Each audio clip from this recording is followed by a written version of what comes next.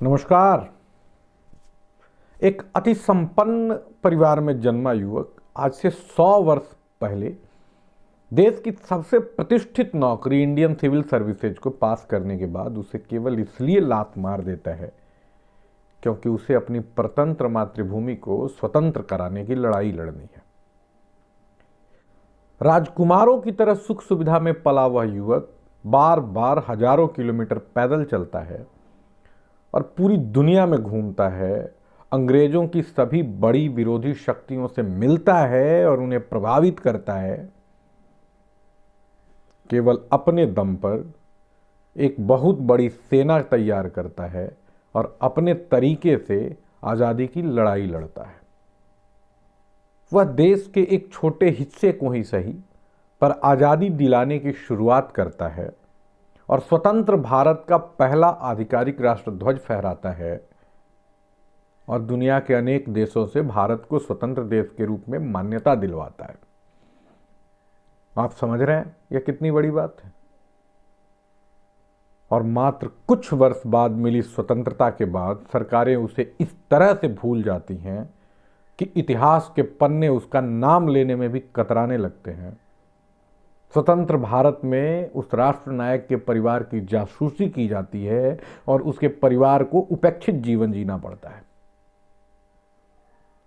आप समझ रहे होंगे मैं सुभाष बाबू की बात कर रहा हूं। सोच कर देखिए, क्या स्वतंत्र भारत में उनको बस इतना ही मिलना चाहिए था? इस देश की सरकारें आजादी के 70 वर्ष बाद भी इस देश को आधिकारिक रूप से यह नहीं बता पाती हैं कि उनकी मृत्यु कब हुई और कैसे हुई। उनकी मृत्यु या उनके गुमनाम जीवन के बारे में पसरी तमाम कहानियों पर दिल्ली कभी खुलकर बोल नहीं सकी। क्यों?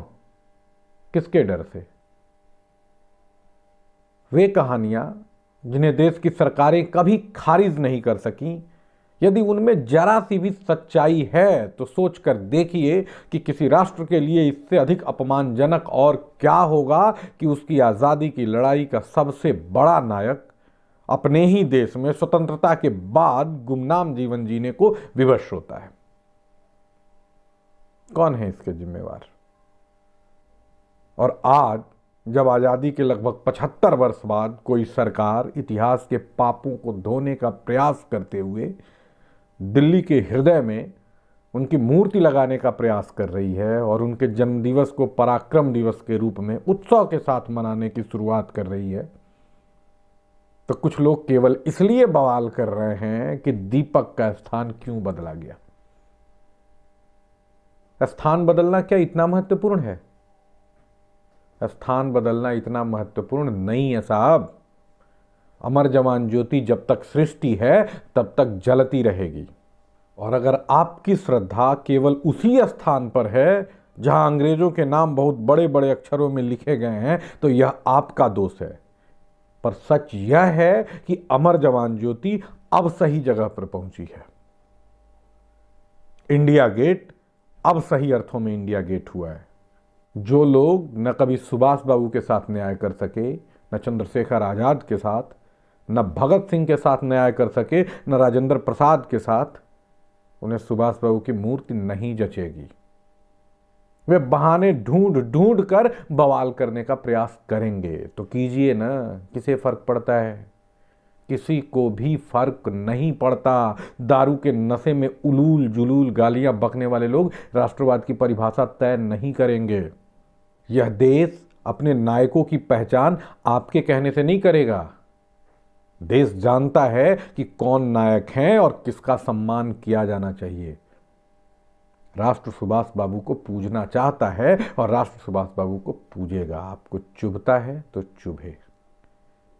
वे 10 नाम जो किसी एक परिवार से जुड़े हैं या वे लोग जो उस परिवार की हमेशा वंदना करते रहे, वही तो नहीं पूजे जाएंगे ना साहब।